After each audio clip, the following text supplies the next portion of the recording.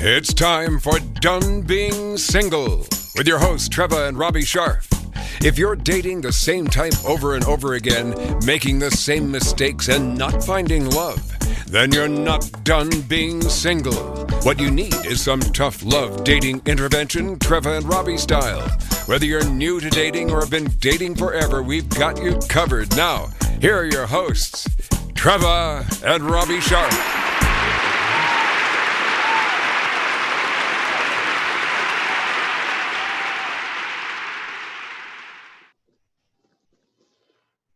Hi, Lovey. Hi. How's everything? Oh, I don't know. Does anything deserve a round of applause? Yes.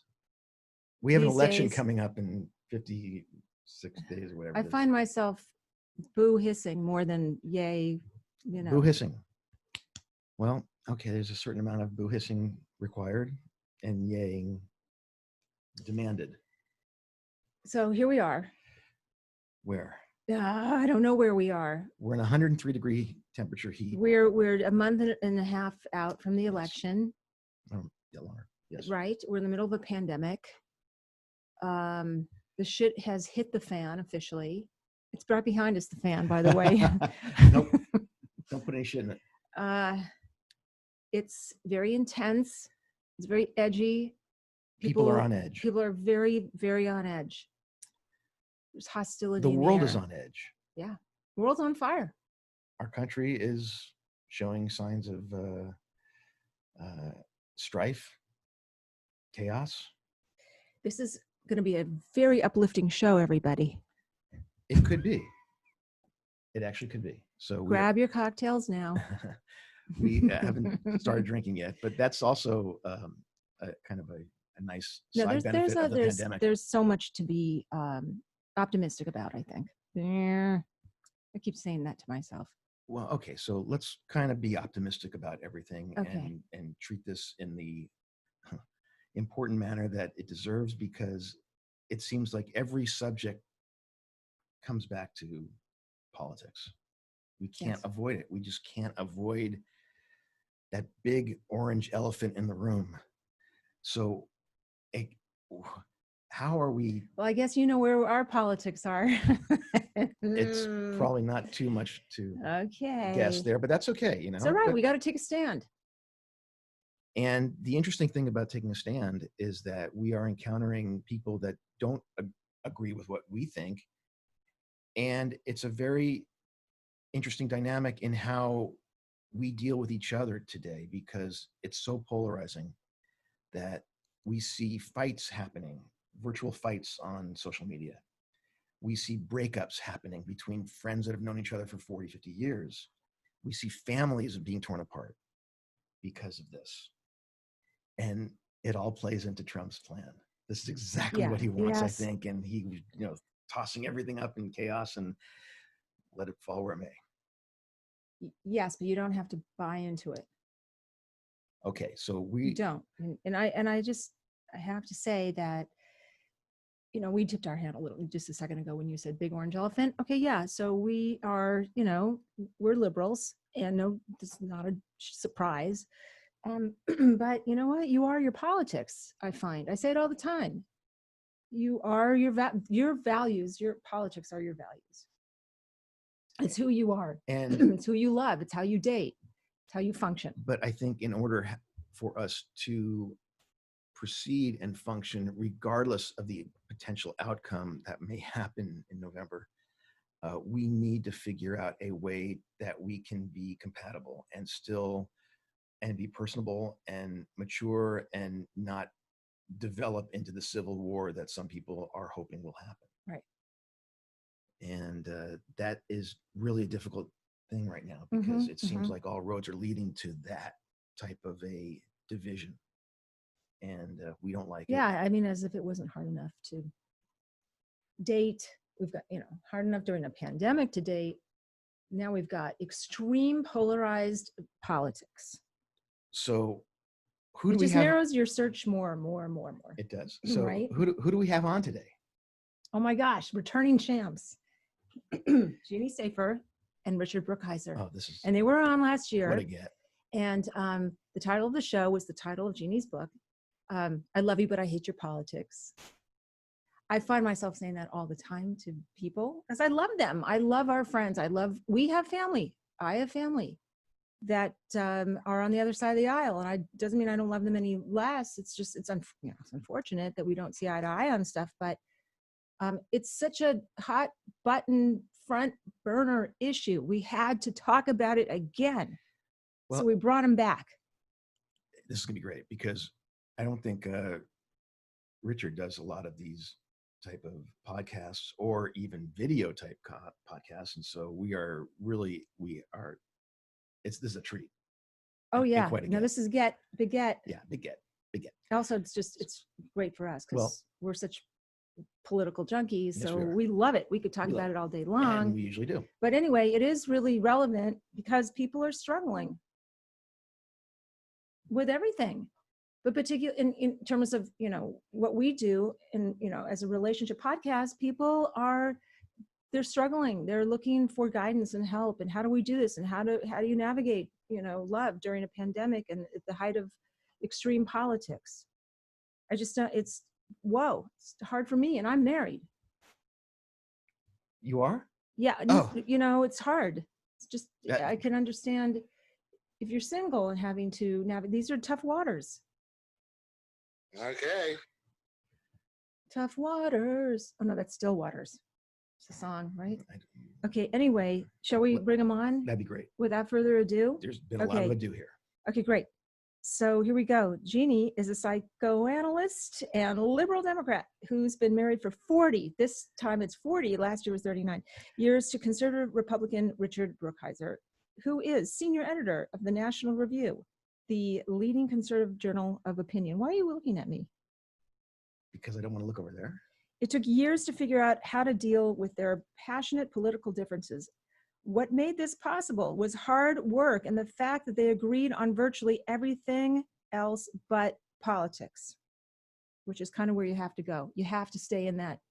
Sounds like the basis for a beautiful relationship. Right? I don't know. We're going to talk about that. It's fascinating. In her book, I Love You, But I Hate Your Politics, Jeanne interviewed 50 people who are struggling to work out relationships with political opponents whom they love. Based on her long personal and professional experience, Jeanne helps them figure out what to do and say, and just as important, what not to do and say. It's really about the nature of love and what really matters in intimacy. It's what Jeanne calls showing up, not just how you vote. So, welcome, Jeanne and Rick. How are you guys? Excited to be with you. We're good. Excellent. We're good. Are we unmuted now? We're unmuted and we hear you. Oh, great. Right. Great. And you're in upstate New York. Is that where you're? Yes. Yep. Yes. Beautiful. We're Whereabouts? outside of New Paltz. It's a town called Kerhonkson. It's not a town. There's no town here really. Well, We've got 22 acres in the woods. it's the eastern edge of the Catskills. Oh, lovely. How wonderful. So, okay. So there's And always everybody almost everybody up here is quite liberal, wouldn't you say? No, I mean, there's a truth. There's a it's truth mixture. part. It's Starting already. No, actually, we stopped fighting a long time ago, because both of us are fairly sane and we had a lot of therapy.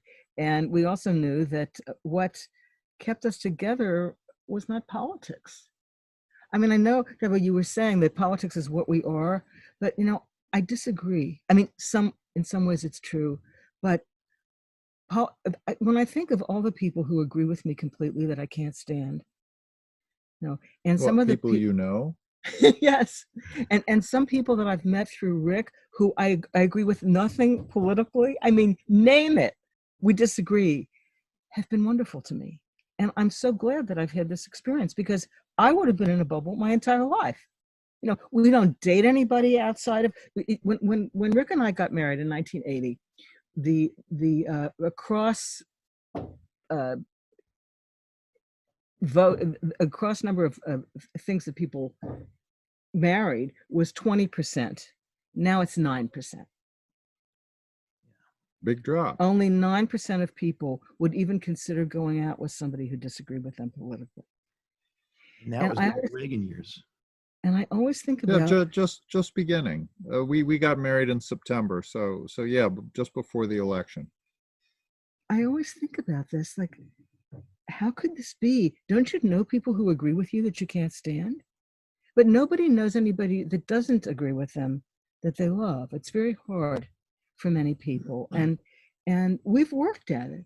But I don't think we have to work at it anymore. Do you think? No, and then we didn't have to work at it that hard because, there was a powerful attraction. Well, I also learned to keep my mouth shut in certain ways. Also, Rick is a political figure. I mean, he speaks publicly. He has plenty of people to talk to about the things I don't agree with, which we can say if you want to hear them. It's want to know. But We have a very small audience, so you can share anything you'd like. It's really well, I think our biggest issue, the one that really killed us, and we worked it through, was choice for women. Oh, interesting. Okay. We are on totally different sides about that. It's a big single issue topic, I think, that really causes voters to decide who they're going to support. And if you can work that out, the numbers are kind of small, but they're passionate. I think that the surveys show that it's low single digits on either side. you mean that people that is their call the one election issue. for them? That's Yeah. their one and only issue. It's like low single digits, but that is a passionate thing. Right. If that's it, if you're And willing to look was- everything else. Was the but difference only mainly because of your religious background, or rather the difference in your religious backgrounds? No, I No. think it was just Well, we have different religious backgrounds. We do, but on this issue, it was just different conclusions Right. Mhm. based on the facts of the case. That took a long time. Okay, so has anybody's views changed between the two of you there? Not one No. iota. That's what happens. Okay. But so- what was amazing, and I actually, the last chapter of I Love You But I Hate Your Politics, I don't talk about Rick and me too much there because I've done it a lot, but I talked about how our ways of dealing with the abortion issue changed over the years. And I have to take responsibility. I was the instigator most of the time. I couldn't imagine that somebody who was so smart and thoughtful and loving of me and encouraging of me, as a feminist, would think such a thing. But guess what? He does. And I had to learn not to be provocative. This was one of the biggest, most important things I ever did in my life. Bite your tongue? It didn't change how I felt. It didn't change what I said to anyone else.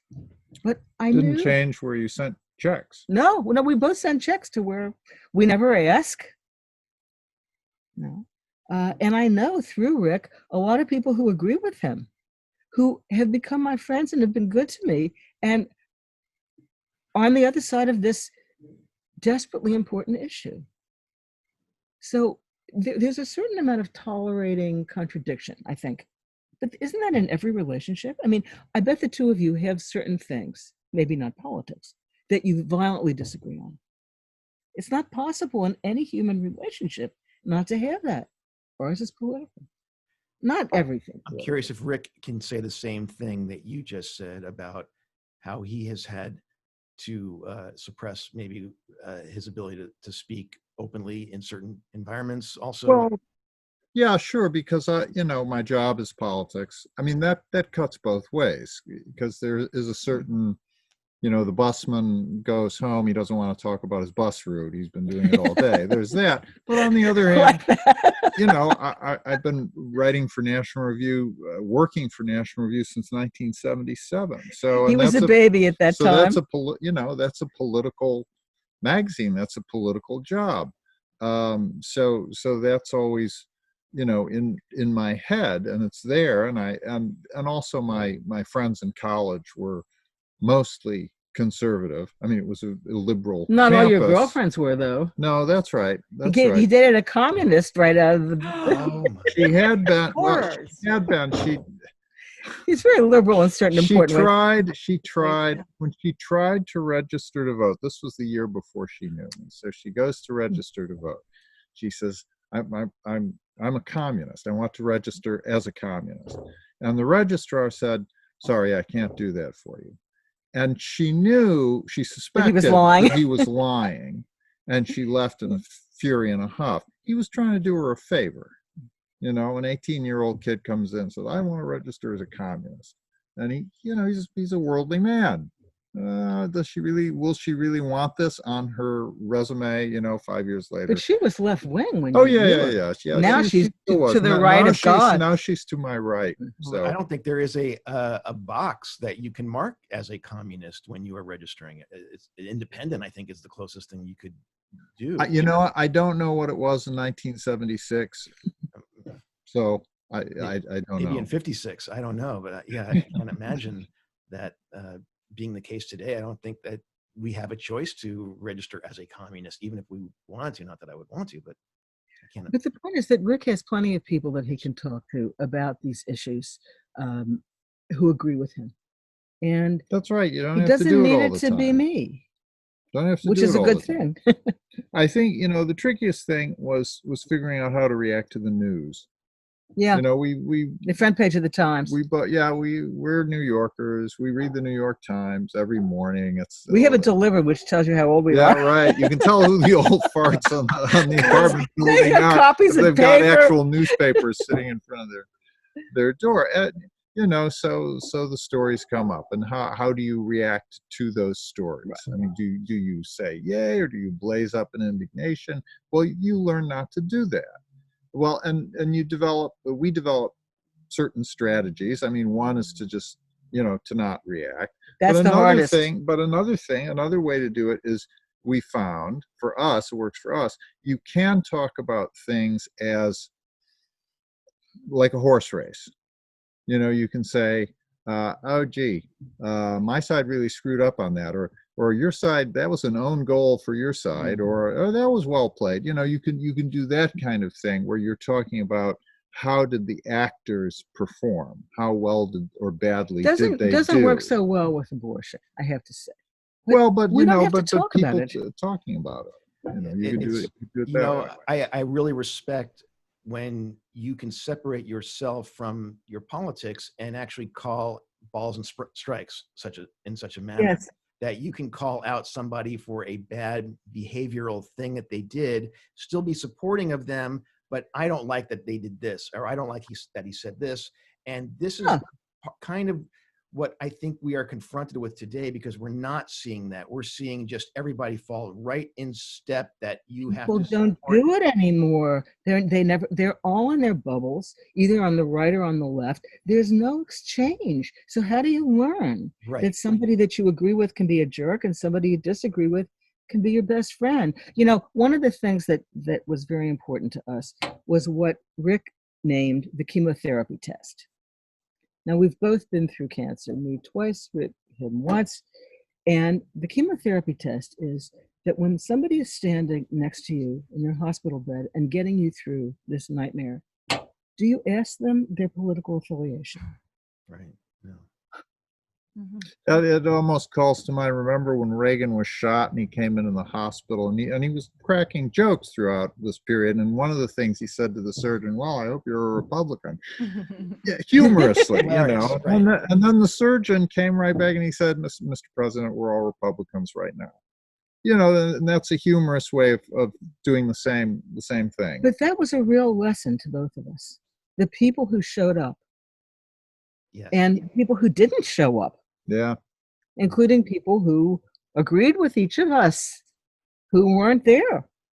So, but when you have an experience like that, which, you know, as you get older, you have these experiences, Sure, you learn it's something inevitable. about the place of politics in your life. And I think, you know, when you were saying before about, you know, politics is our identity, I really disagree with that. I think my identity is partially my politics, but a person's character is what counts to me. But I have a question. Hold on, it's such a beautiful statement too, because and it's so telling. And I think that certain people's character, they would not say that, because they deep down inside know they can't. They don't want to be judged on their character. They'd rather be judged on their politics. Well, it's easier, isn't it? Yes, Trevor, what Okay, you- so, but what if someone's character doesn't see anything wrong with caging children or, dismantling environmental protections or Look, doing there any are of the things that's going on right now? To me, that is so deeply ingrained in who you are. It's hard to separate it out for It me. can be, and I don't think that you have to agree with everything anybody says. And there are also some things that are off limits. You know, uh, that if a person felt them, I couldn't be intimate with that person. But having spent an awful lot of time with people on the right wing who didn't, agree with me about anything, I can tell you there's more that you can agree about than there. And we don't talk politics. If they try to ask me my opinions, I said, let's leave that out. Are And you I've learned to finding- do this, I'm sorry, go ahead. and I've learned to do it, and I'm glad I do, because I would have missed a lot of interesting experiences. For So, instance, I would have missed a man who was what was Jack? Oh, he's the publisher of National Publisher Review of now. National Review. And he's worked for the magazine for And many he's years, a many different devout, jobs. very right-wing Catholic. And when I had a dangerous cancer, he called me and he said, I'd like to pray for you, but I'd also like to sing, because when you sing, you pray twice. Is that all right with you? Now, I'm an Orthodox agnostic. It was all right. Absolutely. Mhm. Of course. Beautiful. It's a beautiful thought. That's I Catholic. forgot what I was going to say. I did not. But You'll remember. but to go back to your question, I think it is fair to say that there are some political positions that one can take, that people have taken, that are so corrupting that Yes. it's almost impossible. Of course. Maybe not 100% impossible, but almost impossible that you can have a relation to that person. And leave that out. That is true. And leave that out. Now, for instance, my first girlfriend, she wanted to register as a communist. All right, she was 18. She didn't fully realize what was going on. But if there's someone who's like a 40-year-old committed communist, that becomes tougher. That becomes tougher. This ideology killed 100 million people in the last century. That's the conclusion. Let alone what right-wing dictators do. And then Hitler added his tens of millions. So there are, and then there are also things that have not been so devastating, but which are simply mad. Although, even as I say this, that you could conceive of special cases where someone, isn't entirely that, although they think they are. But no, I understand the point you were trying to make. People are complicated. That's the main thing. Very much so. And I think what frustrates me as someone on the left is when I see the GOP have to fall in line. They are obligated to fall in line 100% behind every decision that Trump makes, because if they don't, they're squishy, they're a rhino, they're not real Republicans. And then he also disparages them completely. And that, to me, that is so disrespectful to the discussion and the argument. And you can't have a good argument, and it enables him to move the goalposts even further and do something more outrageous that they then also have to get behind. And I can't have a good discussion with somebody on the other side because of this. Well, look, okay, first of all, there's Trump's role in this. And, everybody has to recognize that the one thing he is actually good at is as a performer. Okay? Yeah, he's a terrible businessman.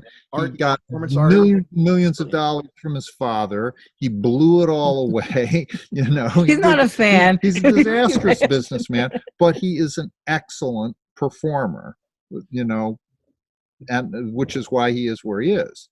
And he's been doing it for years. I mean, and in all media, gossip columns, television. Best sex I ever had on the front uh, page of the New York Post. Guests as on other people's TV shows, running his own TV shows, and then he takes up Twitter as an old man, and he does that. So that's the skill set he has, and then the personality he has, as you pointed out. I mean, it's just very abusive. If you cross him, he goes vicious. all out. He goes all out, and this is a combination of who he is.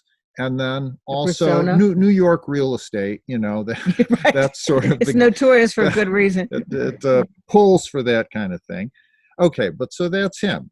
Then the other people, all the Republicans who have to say yes sir, and they go along. Some of them are doing that because they actually agree with that. I mean, look at Jeff McConnell. Look at Jeff Sessions. Jeff Sessions was a Trumper before Trump was. Right. In terms of the positions that Trump now espouses. Sessions was there first. He was anti-immigration and other economically nationalist. Okay, that was before Trump came along, and then Trump came along. He was the first senator to endorse him. And then he's his attorney general. Then he recused himself on the whole Russian thing, and then Trump turned on him. And then Sessions was running for that Senate seat, and Trump endorsed the other guy who won in the primary. Okay, so he just kicked him to the curb.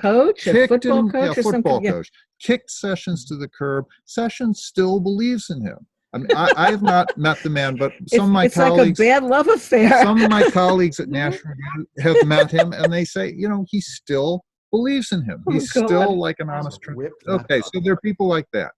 But then also, our system is a federalist system. Okay, so these elected the elected ones, Trump didn't pick them. They got elected wherever it was they got elected. They have their own standing. So they're going along with him, many of them for now, and they figure, all right, this is like a weather front that moved in, and so I gotta, blow with that wind for a while. But hey, I'm the senator from wherever. And if he loses in November, I've still got 2 more years to my term, or 4 more years to my term, or maybe I'm up for election this time, but my seat is safe because I'm really good. So, this guy will be gone, and I'll still be around, and the same with the congressmen, with the mayors, the governors, all the rest of it. So there's also that going on. And it can look, the sort of the unanimity can look more They're unanimous. not as much on Trump's side as they look like. Then it may actually be. And there's also a public and a private persona too that exists, I think, probably in Washington, where people are not really voicing their true opinions in public. Of course. They cannot do that. Whatever's expedient. Oh, God. Well, and then the other thing is you get blowback much more rapidly these days because of social media. Sure. Yes. But then you also get with Trump. You also get false blowback.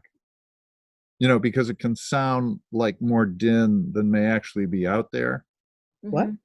Yes. The people two people are having a fight. Tweet 5,000 times an hour. Right. It's not that they're 5,000 people. It's like 2 people doing this 5,000 times. That kind of thing. Right. Jeannie, you bring up a great point about being attracted to bad boys. We've done so many episodes on bad boys and crazy chicks, and the people that love them. That when I was about 32. I mean, we all have, I guess. Right? I'm so pleased. But Jeff Sessions is like he's attracted to the bad boy. He can't stop himself. That's an interesting way of putting it. Yeah. I think there's a lot of that. That Trump has a kind of transference quality, I would say as a psychoanalyst, that people see him as strong and powerful. I interviewed 2 guys, a gay couple, for I Love You But I Hate Your Politics. One of them really couldn't stand Trump as a person, but liked his policies. The other one, this was the father he never had. He was wise. He was playing 3-dimensional chess. And these 2 guys, and I like both of them. And that was their fight. Yeah, they beat each other up over this. They threw a table. I mean, good, smart, lovely guys. Wow. They went crazy over Alcohol this. was involved. Yes, alcohol was involved. That's one of your rules. Yes, my first rule of trying to have a conversation with somebody who disagrees. Yeah. No drinking. Right. No, Right. no screaming. If you drink, you scream. No, If you it's right. scream, forget it. You can't argue with a drunk person. It's just ridiculous. But that's what people do. Jeannie, I'm curious, in your research and current observations, how bad is it in relationship land? Is it really bad? Pretty terrible for people who are married to somebody who is on the other side. Families, you can't do anything about, or in-laws or things like that. But people don't get invited to parties anymore, to Christmas, to Thanksgiving. I think I read a thing from the Times last year, from the New York Times, that people were spending an hour less time at Thanksgiving. Now, of course, this year nobody's, we'll have virtual Thanksgiving, so it'll be fine, right? But people don't know how to have a political discussion. They don't know how to stop. I had a very funny experience with a delightful woman who lived in my building, and her husband. He was a Trumper. He had worked with Trump, or he had some dealings with Trump. So he said, this guy gets things done. And she's like us. She's quite liberal. She's like you. Like me and you.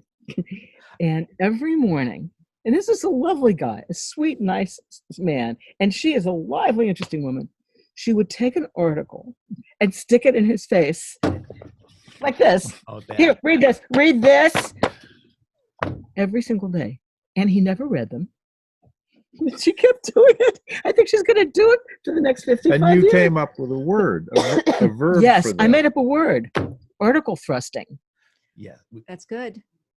Article thrusting. Very bad. Very bad. I demonstrated it on Morning Joe. They were all sitting there. I said, would you like to see what not to do? They had a stack of newspapers there. This guy sitting next to me I never saw in my life. I said, Poor read man. this. Well, I guess there's We're also laughing about it, but people do this every single day. and you could do website thrusting. Yeah, I You have could a. send out a website. Absolutely same thing. Exactly. I made Good up point. a social media word for that equivalent. People who, I have a friend in particular who is very quick with the links. If there's an argument that breaks out on Facebook, boom, he has like a link just in his back pocket to prove you wrong or to prove you right. And so now I call him link finger. I like that. They're link fingers. My They're advice fast. includes not looking at your partner's social media if you know the person disagrees, because you know what you're going to find and you're going to be furious. Why do it? Well, you can look at mine because it's all history. Yeah, that's true. I It's just great. keep it Rick to history. writes about 40 years, you're past that point. I'm thinking of how can you find a potential mate if this person that you may be attracted to is of a different political persuasion. I think it's a lot more difficult today than it was any time in our history, I think. The dating sites. The last year. Yes. It's worse this year. The way the dating sites are now, it's very much politically divided. If these things would have been the way that you dated when Rick and I met, You wouldn't have gotten together. we certainly never would have met. Well, we met in a singing You see, group. we met in a very different way. We met in a group that sings Renaissance religious music on street corners. It's called the Renaissance Street Singers. Great. And Rick has a wonderful baritone voice, and I'm a decent soprano. And You're a that's how we wonderful met. soprano. Beautiful. That's how we met. So music brought us together. That's so And nice. music is not political. There were right wingers, there were left wingers, there were God knows what in the group. And they still sing. I love that. But unfortunately today, not a lot of Renaissance corner singers these days that are groups that you can meet. So the subject of politics has to come up, and it probably needs to come up sooner than later today. Yes. Because you don't want to be too involved with somebody, then find out, oh my God, you believe this or whatever that is. And that's why it's so polarizing that conversation and chemistry absolutely stops if you find this person is not somebody that you can be with. It's insane. Well, first of all, on dating apps and websites now, on people's profiles, they just say it right up front. If you voted for Trump, swipe left. Goodbye. Bye-bye. Well, I interviewed a couple he was a Trump supporter, the smartest, nicest one I ever met, actually. And he stopped putting that down on his profile because no woman in California would go out with him. San Francisco. And he was and he'd met this woman, and they had an enormous amount in common. He said he didn't want to talk about politics. He didn't care. She wanted to. And she left him. I think it was the stupidest thing she could have done. He was a wonderful guy. He really cared about her. I got them back together for a while at some point, and then she said to him, "You love Trump. I hate you." But this was an acting out angry woman. I don't think it was about Trump. So Not that That's an interesting point. That he was the pretext. Yes, Trump was the reason that she gave. I think she was afraid of having a relationship with somebody. This guy really loved her. And he said, "We don't have to talk about politics. I don't care." Oh, that's very sweet of him. But it seems like that the chemo test that you mentioned earlier doesn't apply in a dating situation. It really applies, I think, more with family and friends that you've known for that long a time, that you do not want this to be so disruptive. People break up friendships. Oh my God. Yes. Well, but in a dating situation, you haven't yet had time for the chemo test, Right. because you're just meeting. I interviewed two young women who almost broke up their many-year friendship over politics. The one of them, who was the liberal, sent a PowerPoint presentation to her friend because she was afraid this woman wasn't going to vote, and that she almost lost a friendship because of this. So it doesn't even have to be romance. Mm-hmm. Mm-hmm. You know, it's just like if you want to stuff your ideas down somebody's throat, they might not like it. I also think you can't assume. You can't assume anything. Absolutely. We were on a Zoom call, and I don't know how it turned into. Someone said something. It was very, just innocent, innocuous comment, and I don't know. I think it was like Nancy Pelosi was just third rail, and it just kind of devolved after that, and I was just a little surprised because I thought, I didn't know this is you were so you had such feelings about her, and one of the things yikes! I'm sorry we even. She's a transference object for sure. One of the things that we are dealing with is that we have to understand that the opposing side, they live amongst us. They are all around us. They may not show themselves on a daily basis, but they are here. They could be my neighbors right across the street. And so you have to be able to realize that not everybody is on the same side as us. Oh, we were just on a Zoom. In a liberal town that we were in. We were on a Zoom call earlier this week, remember? Yes. And all she had to say was just one little comment. And we knew immediately, okay, we need to not talk about this. And she said something like, the kids have to go back to school. Or something like that. And it was like a little flag, right? Yes. Yeah. I mean, it was fun, and that was it. And we let it go, and we moved on. I bet you could have had somebody who had that opinion who you still could have talked to if they presented it in the right way. They said, well, this is what I think. I know people differ in this. I know this is a complicated issue, but this is where I stand. See, it's when people say, this is the truth. Jeannie, I relish having that conversation with that person. Find me one of them. That would be great. Where are they? Well, they don't live amongst us. That's the problem. That person doesn't live amongst us. It's the extremists. And the truth is that the extremists, I am not a fan of an extremist on either side. I can't stand I agree. Extreme left-wingers. Then you need to avoid and ignore when somebody comes up with something like that. You're not going to have a conversation. If somebody does that, it's done. Talk about something else. Well, in a dating situation, you really can't. It puts the brakes immediately on anything that could ever happen in the future. And I think it's probably a good thing that you find that out early on. Well, we had an experience very early in our relationship that I want to brag about because I'm very proud of it. Rick came with me to a brunch for psychoanalysts, right?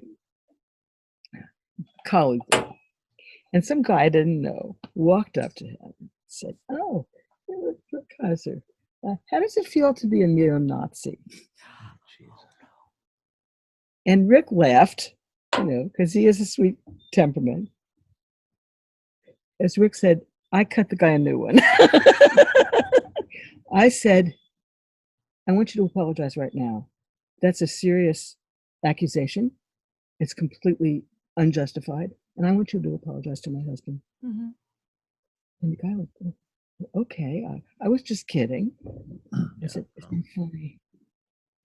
And that's what Sarcastic. you have to do when you have a partner or somebody that you love and somebody attacks them. You have to support them. If you were not there, Rick, how would you have handled that? If I was not It- there, No, how would I? if I was not Oh, if you there, wouldn't- well, I mean, he wouldn't have been there. I mean, look, the reason I reacted the way I reacted is I went to my college life was at Yale, and Yale was a very liberal school. I was in a conservative group at Yale, but we thought of ourselves and we were the embattled minority. But so I was used to that. I was used to being in a place where most people disagreed with me. I moved to New York City, which is, it was a little less so then, but it was still a very liberal place. So I was used to that kind of thing, and I guess I unconsciously knew that people can say very serious things not seriously.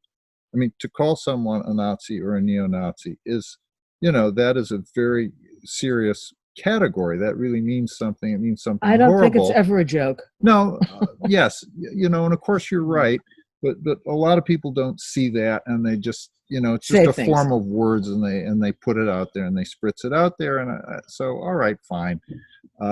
Yeah, but I was also feeling that here, my husband is coming with me to this group of people where Right, nobody agreed with him. You'd led me into it. Yeah, so and I felt like I had to get him out of it because he was there because of me, But I think that's a very important thing to do. Now, if I was going to still be knowing this person, I mean, it wasn't like one of your No, intimate it wasn't a friend. friends, No. so that would be a different situation. You'd have to handle it you'd have to handle it differently. Do you find that you're giving it too much credence by it's really a reflection of the person that delivers that remark and not directed at you? It's more, and sometimes if you give it too much air, you're I mean, I You're making understand more, you're making more of it than reifying it. Yes. Yeah, right. just What am I couldn't stand supposed to to say? say What it. am I supposed to say? No, I support Israel. Right. But I think there are times when you really have to back up the person. If somebody's calling them a name, you shouldn't allow it. It shouldn't be done in like company. Period. It's interesting in that what I'm sorry. I'm taking, No, I but just I was go ahead. I tweeted something the other day saying that, why is Trump even walking back or denying all these claims that are going on? Why does he just rip the hood off and let people know who he is and his supporters are not going to leave him. They're going to still continue to be with him, but at least he doesn't have to continue the lie or the charade that he's not who he really is. And, at this point, I don't see that there's no upside in him continuing that charade. I felt, but that's me.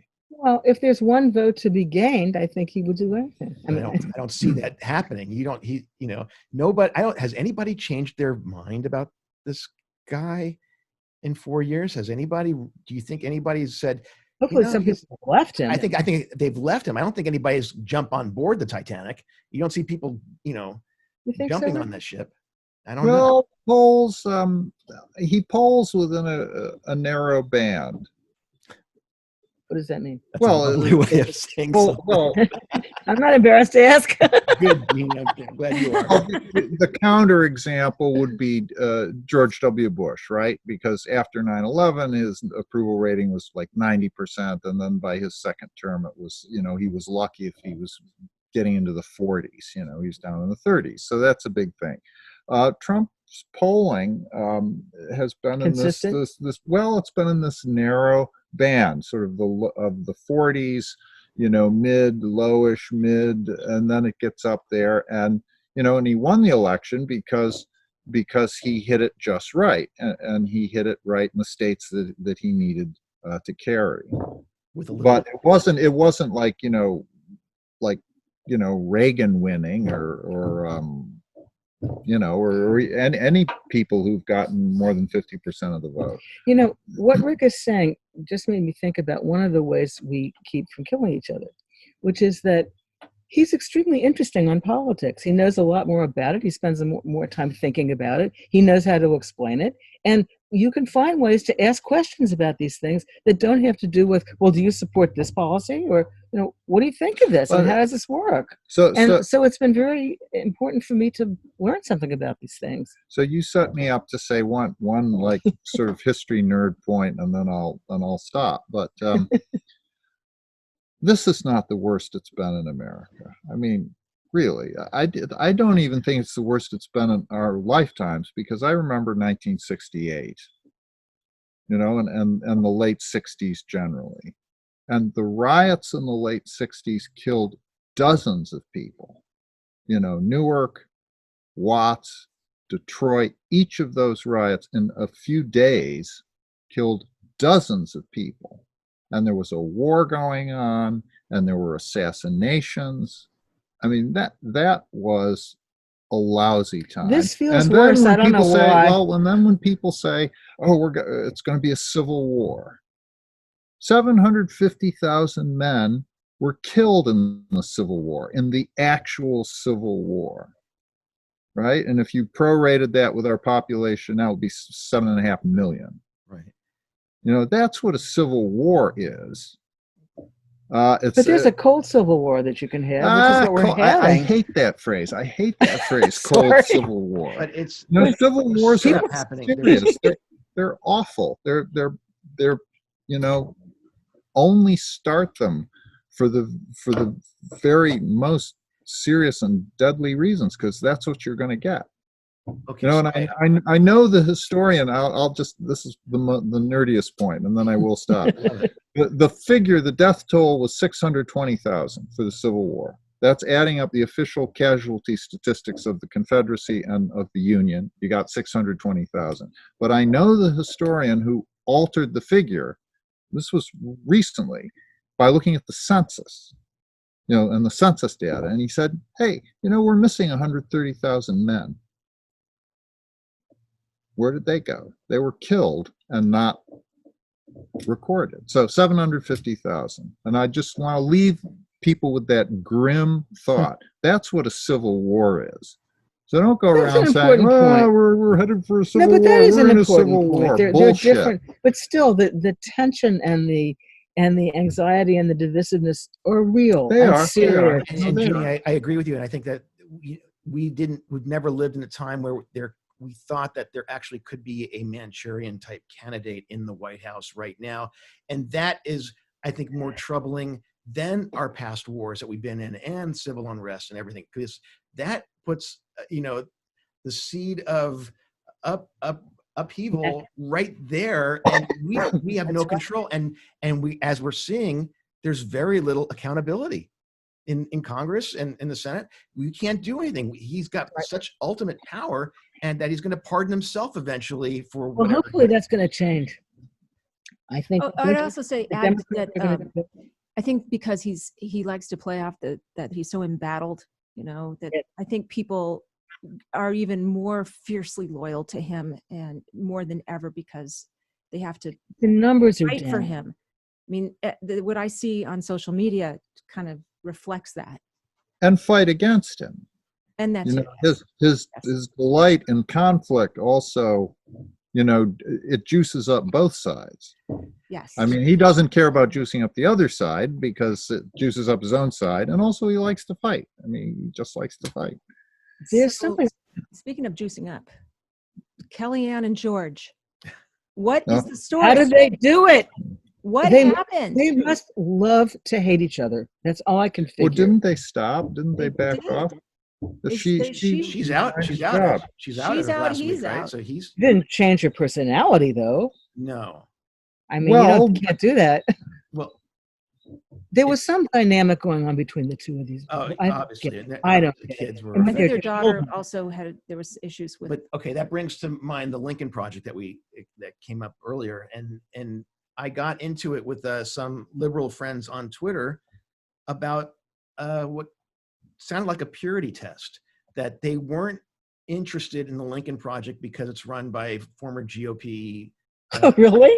And that I said, wait. That's what interests me about it. Keep your eye on the prize here. Do not lose sight of the fact that we have an election. Let's get through the election, and then we can deal with whatever's going on. But you can't all of a sudden be divisive amongst ourselves because you're not happy with the message because it's developed by GOP people. So that's preposterous. Well, this is what these are the people you need. I mean, I actually lost some Twitter, close Twitter follower friends of mine that I was in touch with, and over this, because I said, well, you got to keep your eye on the prize here. This is. So, it reminds me, I read this in a book about when Wendell Willkie ran for president in 1940. He was Roosevelt's third opponent, the third time Roosevelt ran. And Willkie, he ran as a Republican, obviously, but Willkie had been a Democrat for almost all of his adult life. And and he was winning the nomination, or he just won it, and some Republican office holder said, well, Wendell, we do like it when the town whore comes to church, but we don't expect her to lead the choir the first Sunday. That's wonderful. They don't say things like that anymore, unfortunately, except for Trump, without wit. Well, it's going to be quite a moment, this election. You guys know James Carville and Mary Matlin. Do you know them personally? No, who they are. We don't know them You don't know. personally. I just am fascinated with mixed marriages like that. They like to fight. Well, they're also got something going for them. They're married for years. They're both political pros. Yeah, that's right. So that in their case, that must help them, obviously, that they're, it's like jockeys, right? I mean, they're riding different horses, but they're both jockeys. They live at the track. They know how to ride a horse. That's a good way to look at it, Rick. I think very good. Yeah, I think they're beyond political differences at this point. Right, but of course, most people are not in that situation. No. So they're just thrusting articles problem. at each other at the breakfast table. That's more what we have. So here's we're gonna link fingering. We have to wrap it up, but I want to get a prediction from you, Rick and Jeanne. Ugh. What do you think is going to happen? How many divorces will happen? No. What do you think is going to happen in November? Tell us, Rick. Well, tell us. Until COVID, I thought Trump would likely get reelected, but then after COVID, I thought likely not. I think the race will tighten, but I would say no. I've sort of thought since March, no. Isn't that comforting? Yeah, barring any external. I mean, for a horrible reason, but. And when people whisper in your ear, off the record, privately, Rick, what are you hearing from Republicans? Are they scared? Are they? How are they? What are you hearing? Trump supporter? Yeah, just. Well, I think Republican friends. I think most of my colleagues agree with the prediction that I just gave. And support it. Well, they want him gone. Even if they don't, but they think that Trump, it's Biden's to win, and it will tighten. But if you had to bet, you would bet on Biden. Doesn't that make you feel better? Makes me feel better. I think it's an honest assessment. And then what though? Is there? Yeah, how do we pick up the pieces for 50% of the population that is not going to agree with whatever decision comes down? And that's going to be the tough. Well, that's politics goes on, and then there's Congress. We're not electing the universal dictator here. We are electing the chief executive, but there's 100 senators and 435 congressmen and 50 governors and all the rest of it. It's a great big country with a lot of moving parts. I think it'll be a happy day. Okay. Well, what's your prediction? I think Biden will win too. I think he's the man for the times. I like the fact that he's quiet and thoughtful. Yes. I don't care how much energy he has.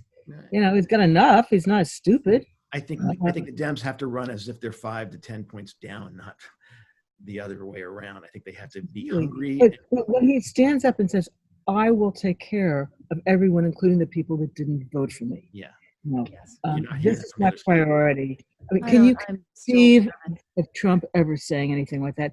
I have to tell you, I'm not a political creature, but I listened to Biden's acceptance speech in tears, Yeah, it was something.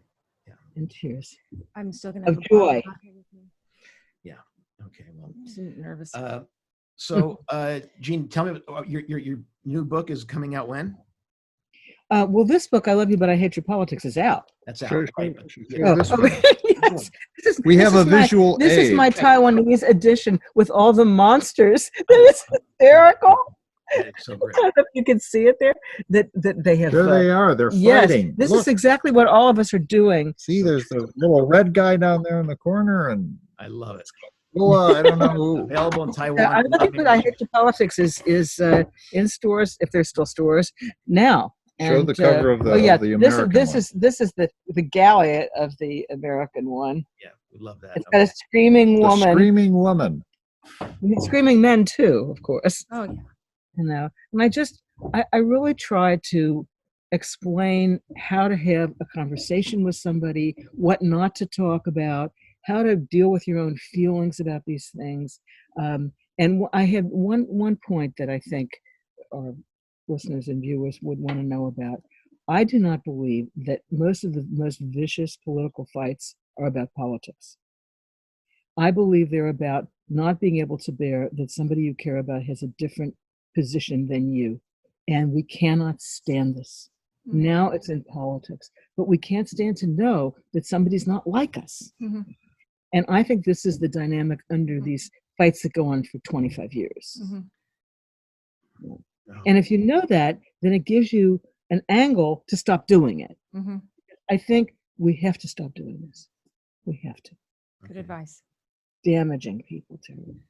And we did it. You know, we're pretty opinionated people, I think. Don't you? You can do it. You can do it. It's a challenge. And if you didn't, challenge. you would miss somebody like this. Yeah, No, no, you're- yeah, you're I right. don't want to miss this. Right. Look at the value there. Yeah, he was the only boyfriend I ever had that disagreed with me. I think you have to accentuate what you do have in common, what you do agree on, what is important. Absolutely. And I think at the end of the day, both sides of the aisle want the same things. We kind of do. I agree. You know, we want to be healthy. We want to be happy. We want everybody to live in We peace. want somebody to understand us. We want the Yes. world to be Right, decent. right. I mean, we're not think so it's true. different at the end of the day. I do. It might be worse to actually agree with somebody politically and not get along on any other level with them too. That would probably be It happens plenty, right? okay. So The divorce rate think hasn't that- gone down I think because you guys everybody do only fine. goes to the dating app of their one side or the other. But it does help when you do agree politically. All right. So we have to wrap it up, unfortunately. Love you guys. You guys are so awesome. Thank you both. Thanks for having us. Thanks for That's so having me. great. This is really Great to great. talk to you. And Where can we What else? find you guys? Yeah, Social media?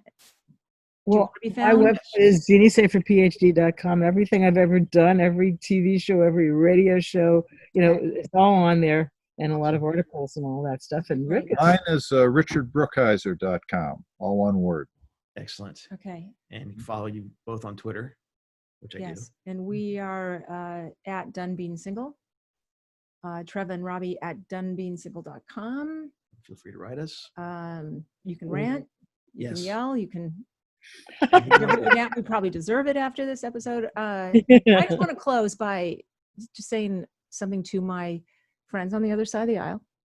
And I have some, and I keep them on. I haven't unfriended You them. do. Okay, as much as they Deserve it. Provoke you. they're good people. They're good people on both sides. Very fine people. Should they be very fine people? Should they be listening or watching right now? I feel like I want you to know I respect you. We may not agree. You're good people. You love your families. You're good husbands and wives. I mean, I know you to be of good character. I feel like we have to extend some kind of something to each other right now, something, or else we are really, excuse me, fucked. I think it's a wise position and a true And one. I'm willing to listen I think we all are. I think that's a good starting point. Name calling doesn't help. Right. As much as it gets under your skin and you're natural, you want to be you're reactive, right? Take a breath. Take a breath. Don't take a drink. Don't take a drink. Oh, that's right. Don't take a drink. I think we all need to, especially in the next, 60 days? Yeah. Just chill the F out. Calm All right. down. We will. And let's try to do this again post-election. Okay. Just All call righty. us. Awesome for us. Okay. Have a Well, great thanks for rest of having the us. week, you guys. All right. So great. Good seeing you both. Bye-bye. Bye. I'm Shadow Stevens with my friends Trevor and Robbie. See you next week on Done Being Single.